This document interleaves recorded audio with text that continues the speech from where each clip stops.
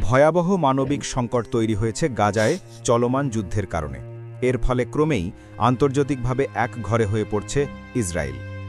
জাতিসংঘের তদন্তে গণহত্যার অভিযোগ ওঠার পর বাড়ছে কূটনৈতিক চাপ, অর্থনৈতিক নিষেধাজ্ঞা, সাংস্কৃতিক বয়কট এবং ক্রীড়াঙ্গনে অবরোধ।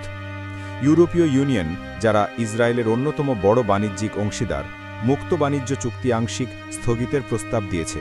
ইতোমধ্যেই ইউরোপের কয়েকটি দেশ ইসরায়েলি ব্যক্তি, দখলদার বসতি ও সংগঠনের উপর নিষেধাজ্ঞা জারি করেছে। নরওয়ের সার্বভৌম তহবিলও বিনিয়োগ প্রত্যাহার করেছে। অস্ত্র নিষেধাজ্ঞা দিয়েছে ফ্রান্স, ইতালি, নেদারল্যান্ডস, স্পেন ও যুক্তরাজ্য। অভ্যন্তরীণ চাপের মুখে প্রধানমন্ত্রী বেনিয়ামিন নেতানিয়াহু স্বীকার করেছেন দেশটি এক ধরনের আন্তর্জাতিক বিচ্ছিন্নতার সম্মুখীন। সাংস্কৃতিক ও ক্রীড়াঙ্গনেও এর প্রভাব স্পষ্ট। কয়েকটি দেশ ঘোষণা করেছে 2026 সালের ইউরোভিশন প্রতিযোগিতায় ইসরায়েল অংশ নিলে তারা বয়কট করবে।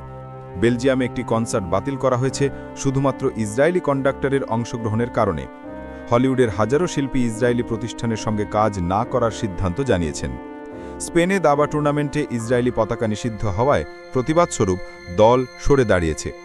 বিশ্লেষকরা বলছেন, ইসরায়েলের বর্তমান পরিস্থিতি অনেকটাই দক্ষিণ আফ্রিকার অ্যাপারথাইড যুগের মতো।